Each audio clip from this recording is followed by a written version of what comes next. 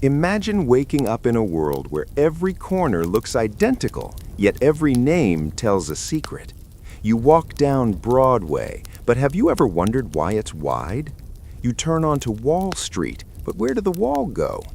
Behind every green metal sign is a story of forgotten forts, bloody revolutions, and the calculated precision of the men who tried to map the chaos of the human spirit. This is the hidden history of how we named the world, one street at a time. In the earliest days of human civilization, a street name wasn't something bestowed by a government committee or a king. It was a living, breathing description of reality. Before the advent of standardized maps or postal services, people navigated the world through the primary senses. If you lived in an ancient Roman settlement or a medieval European village, the path outside your door didn't have a name because it was legalized. It had a name because of what happened there, who lived there, or what it smelled like.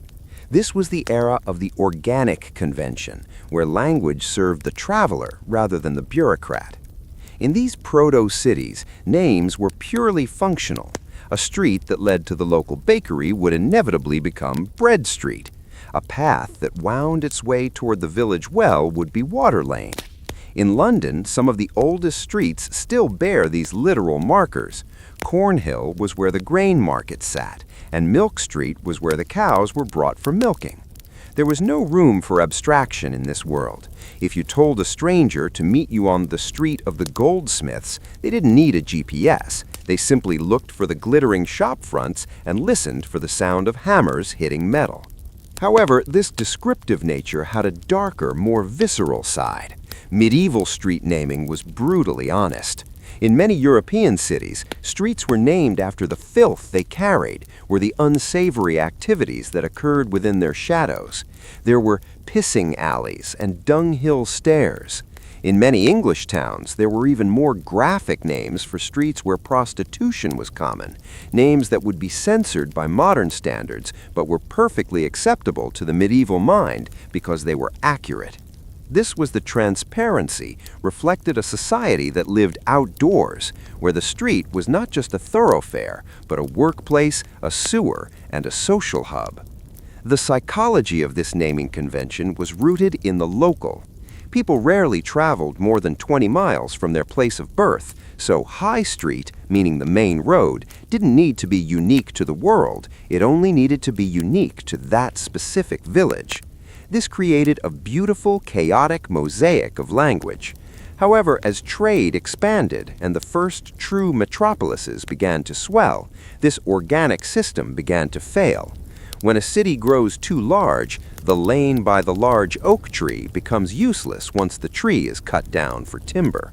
The first shift toward formality came with the rise of the nobility and the church. As power centralized, the landscape began to be claimed by those who ruled it. We start to see the emergence of King Street or Bishopsgate. These weren't just descriptions anymore, they were stamps of ownership. By naming a street after himself, a monarch was telling every peasant who walked upon it exactly who owned the ground beneath their feet.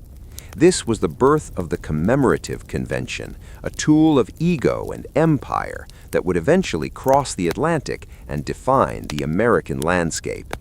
Yet even as kings tried to impose their names, the people resisted through habit. Many streets held two names for centuries, the official name on the tax scroll and the folk name used by the locals. This tension between the top-down authority of the state and the bottom-up reality of the people is the central conflict of urban history. As we move out of the muddy lanes of the Middle Ages and into the grander designs of the Renaissance, we see the first attempts to turn the city into a grid, a machine, and a monument.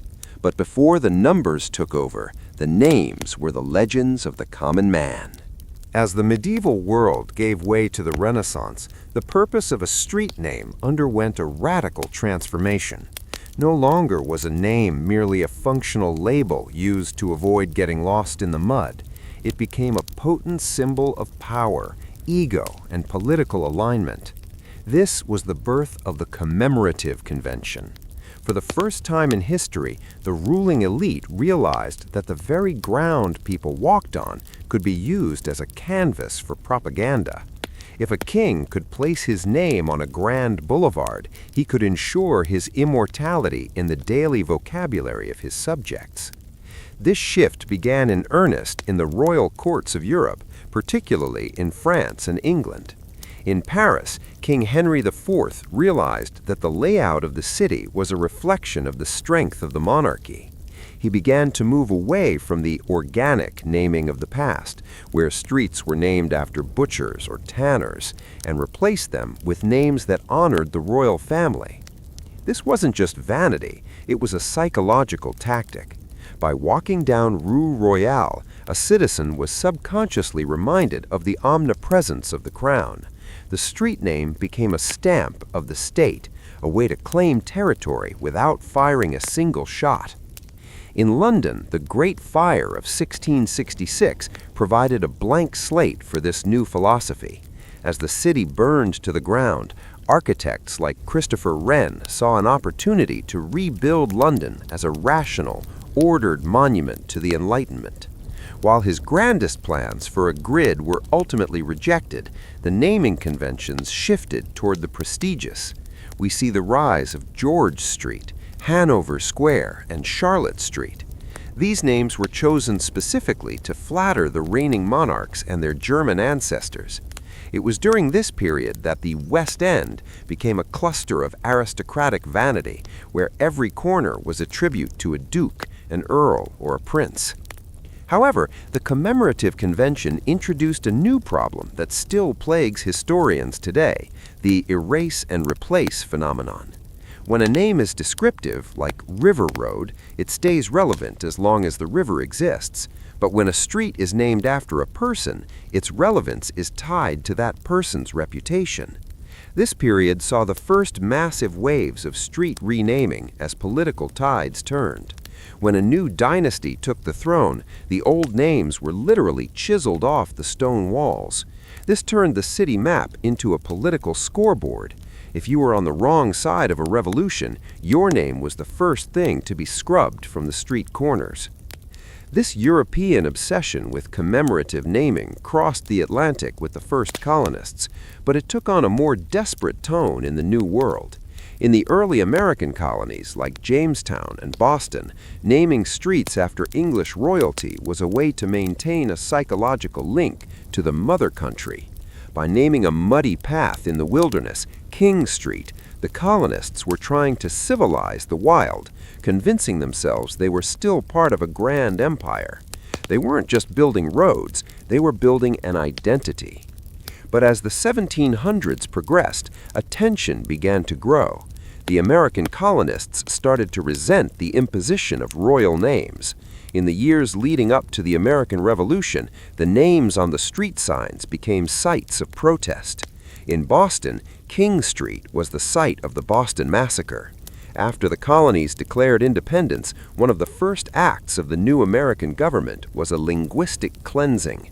King Street in Boston was renamed State Street. King Street in New York eventually became Liberty Street. This was the moment the U.S. audience would recognize as the birth of American civic identity, where the power to name a street was reclaimed by the people, or at least by their new Republican leaders.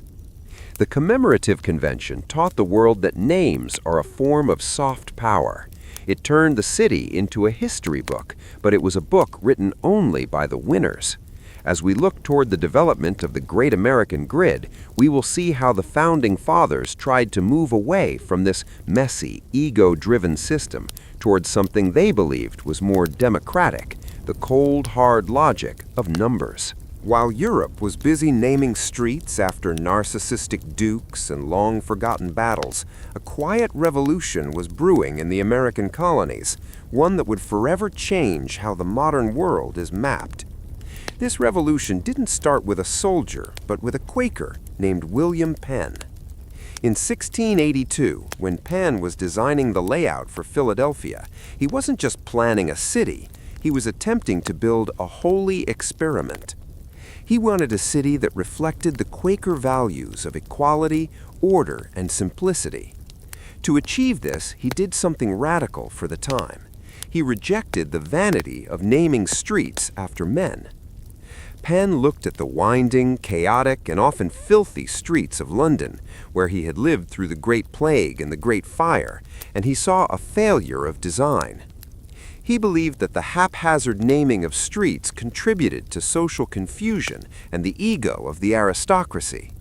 His solution was the grid. By laying out Philadelphia in a series of straight lines and right angles, he created a predictable environment. But more importantly, he devised a naming system that was designed to be neutral. Instead of naming the main thoroughfares after himself or his family, he turned to nature and mathematics. The east-west streets of Philadelphia were named after local trees: chestnut, walnut, locust, spruce, and pine. This was a deliberate choice to ground the city in the natural world rather than in human politics. For the north-south streets, Penn introduced something even more revolutionary for the English-speaking world: numbers. First Street, Second Street, Third Street. This was the birth of the numerical convention. It was a system that presumed everyone was equal. A person living on 4th Street wasn't inherently more important than someone on 10th Street. It was logical, it was scalable, and most importantly, it was democratic. This logic appealed to the burgeoning American spirit. As the United States moved toward independence, the grid and the number system became symbols of the New World's rejection of Old World messiness. Numbers didn't have political affiliations. A number couldn't be overthrown in a revolution. A number didn't demand taxes. For a young nation trying to build a new identity, the Quaker logic of Philadelphia provided a blueprint for how to organize a continent. It was the first step toward the rationalization of the landscape, treating the earth as a mathematical plane rather than a collection of historical anecdotes. However, Penn's system faced immediate pushback from the human brain's natural desire for storytelling. While the grid was efficient for surveyors and land speculators, early residents often found it cold. The transition from the organic, the street by the river, to the mathematical, Front Street, required a shift in how humans perceived their environment. It required people to think in coordinates rather than landmarks. This tension between the efficiency of the grid and the human need for name-based identity would define the next 2 centuries of American urban planning. The impact of Penn's Philadelphia plan cannot be overstated. When Thomas Jefferson later proposed the Land Ordinance of 1885, which divided the vast American West into a massive square grid, he was essentially scaling Penn's Quaker logic to the size of a continent. The number and tree system became the standard for thousands of small towns across the Midwest and the Great Plains. Even today, if you find yourself in a random American town, there's a high statistical probability that you are standing near the intersection of 2nd and Elm. This wasn't an accident. It was a calculated attempt to erase the complexity of history and replace it with the clarity of the grid. As we move into the 19th century, this battle between names and numbers would reach its fever pitch in the most famous street plan in history, the Commissioner's Plan of 1811 in New York City. There, the grid would be pushed to its absolute limit, turning an island of hills and streams into a rigid cage of numbered avenues. By the early 1800s, New York City was a claustrophobic mess. Below Houston Street, the city was a tangled web of colonial cowpaths, narrow alleys, and irregularly shaped blocks that mirrored the chaos of old London. As the population exploded, the city's leaders realized that if New York was to become a global capital, it needed a plan that prioritized commerce over character. In 1807, the New York State Legislature appointed a commission to decide the future layout of Manhattan. The result was the Commissioner's Plan of 1811, perhaps the most ruthless and influential urban planning document in American history. The commissioners, Gouverneur Morris, Simeon DeWitt, and John Rutherford, rejected the picturesque style of European cities, which featured winding boulevards and grand circles.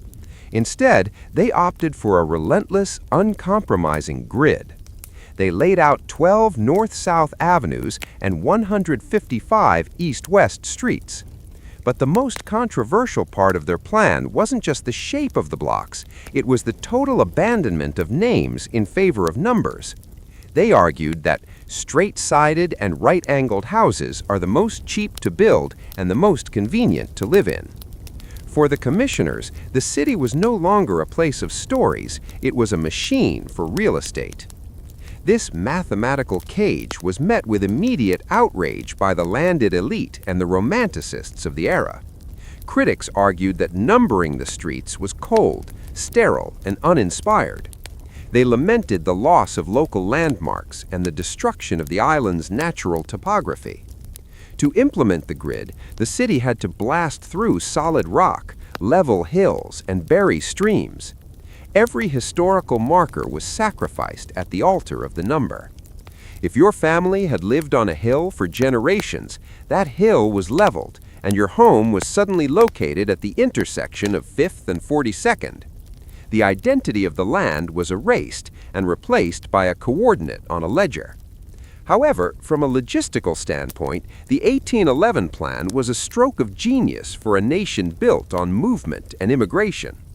For a foreigner arriving at Ellis Island with no knowledge of English, a numbered system was incredibly easy to navigate. You didn't need to know who Lord North or the Duke of York was to find your way. You only needed to know how to count.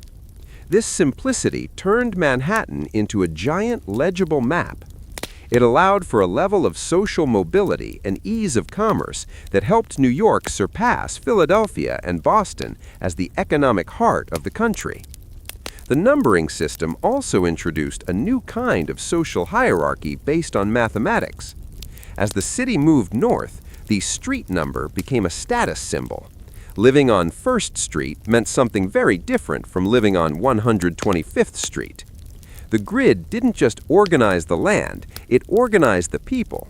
It created a predictable framework where wealth and poverty could be mapped with surgical precision. The avenues, wide and numbered, became the arteries of the city's elite, while the numbered cross streets became the dense hives of the working class. Yet, even in this rigid cage, the organic refused to die completely. The commissioners couldn't erase everything. Broadway, an old Native American trail that cut diagonally across the island, refused to conform to the grid. It remained as a jagged scar across the perfect rectangles, a reminder that the land has a memory that mathematics cannot always suppress. This tension between the perfect grid and the rebel path created the unique energy of New York.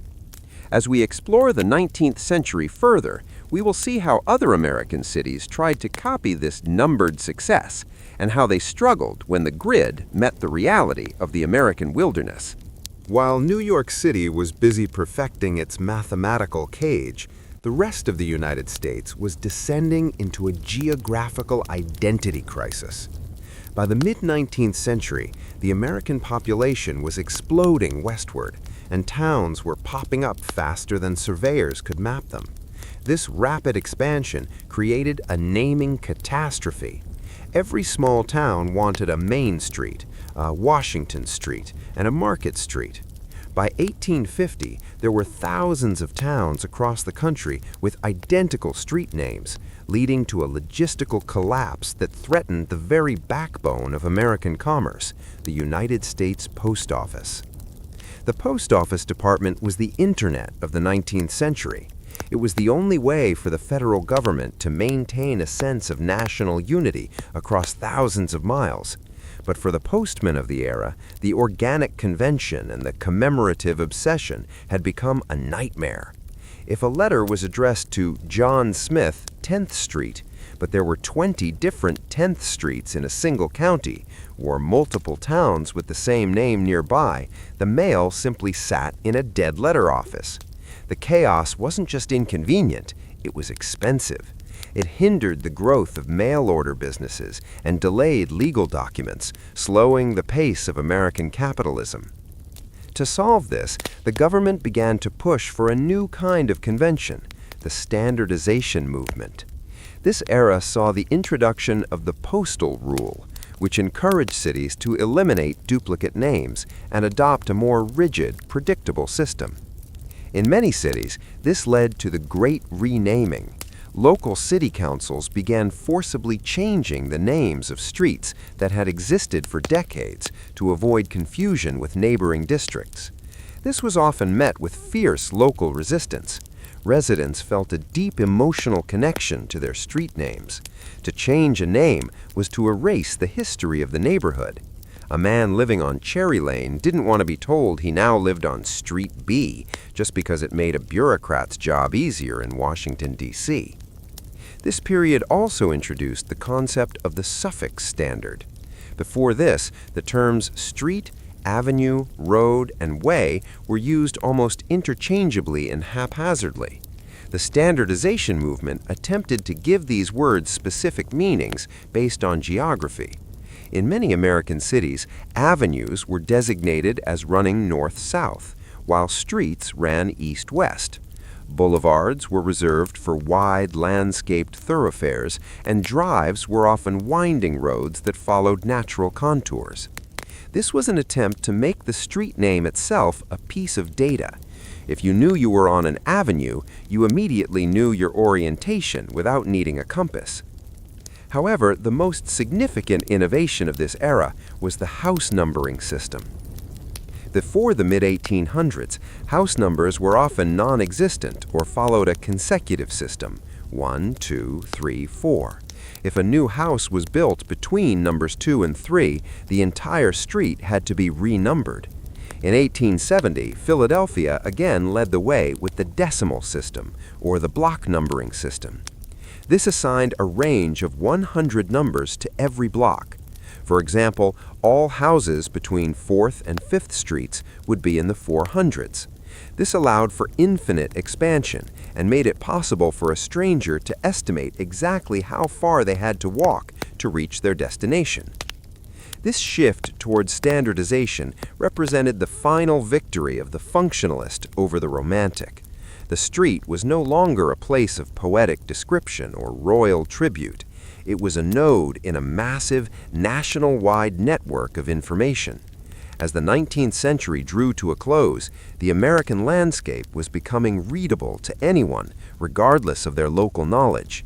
But as we will see in the next chapter, this drive for order would soon collide with the most disruptive invention in human history, the automobile. As the 20th century dawned, a mechanical beast began to rattle the cobblestones of American cities. The arrival of the automobile didn't just change how people moved, it fundamentally altered the scale and naming of the environment. Before the car, streets were designed for the human gait, the pace of a person walking at 3 miles per hour. At that speed, you can read small signs and notice subtle architectural details.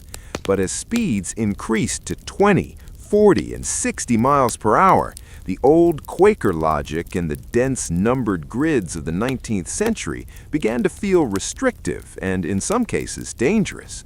The automobile revolution demanded a new kind of thoroughfare, the parkway and the expressway. These weren't just streets, they were high-speed corridors. The naming conventions shifted from the grid to the flow.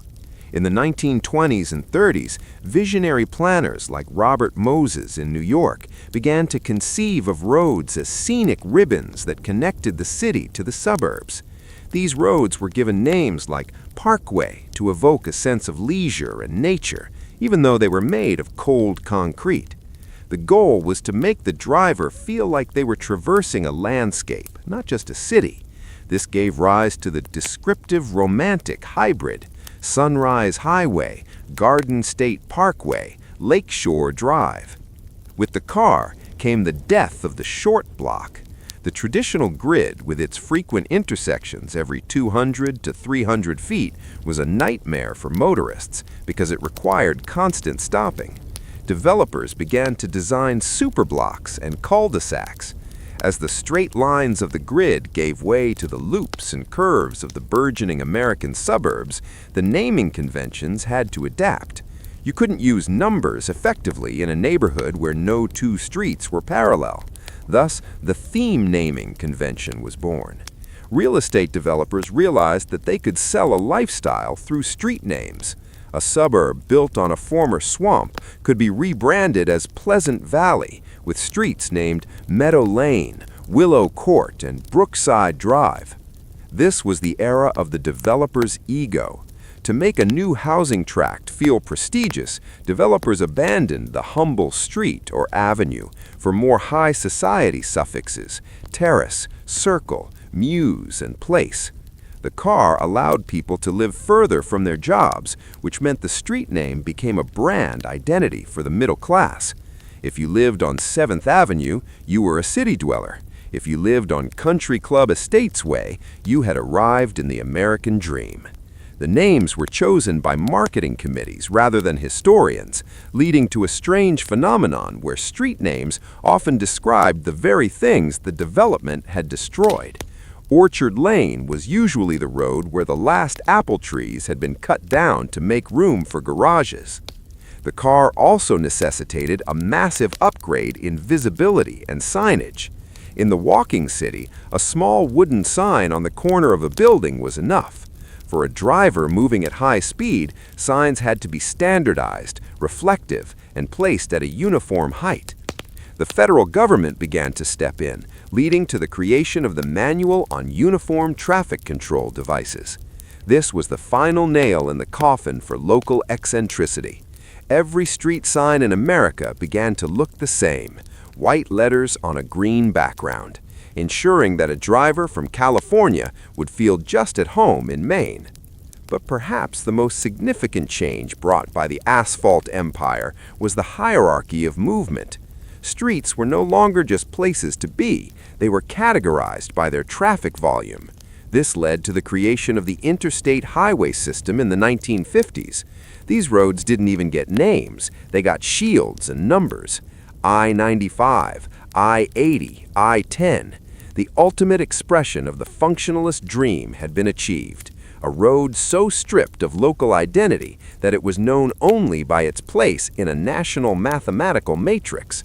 The car had successfully turned the American landscape into a giant, high-speed map where the name was increasingly secondary to the exit number. By the mid-20th century, the American map was largely settled, but the social fabric beneath it was tearing. While the automobile revolution had focused on efficiency and suburban branding, a new movement was rising that viewed street names not as traffic markers, but as scars of oppression. For decades, the African American community had been forced to live on streets named after Confederate generals, slaveholders, and architects of segregation. As the civil rights movement gained momentum, activists realized that reclaiming the physical landscape was a vital step in reclaiming their dignity. The street sign became a primary battlefield for the soul of the American city. The most significant shift in this era was the memorialization of the martyr. Following the assassination of Dr. Martin Luther King Jr. in 1968, a wave of grief and fury swept the nation. In the years that followed, black communities began to petition city councils to rename major thoroughfares in his honor. This wasn't just about a name change, it was an act of symbolic resistance. By placing Dr. King's name on a prominent street, especially one that cut through historically white or segregated areas, the community was forcing the city to acknowledge its history and its heroes. However, this movement faced intense spatial politics. In many cities, the proposal to rename a street after Dr. King was met with fierce pushback from white residents and business owners. They argued that changing the name would be too expensive for businesses, requiring new stationery and advertising, or that it would confuse people. But the subtext was clear. Many were uncomfortable with the disruption of the racial status quo. Consequently, a pattern emerged. MLK boulevards were often relegated to the most impoverished and neglected parts of a city. This created a tragic irony. A name symbolizing hope and progress was frequently attached to streets suffering from systemic disinvestment. Despite these challenges, the Justice Convention grew.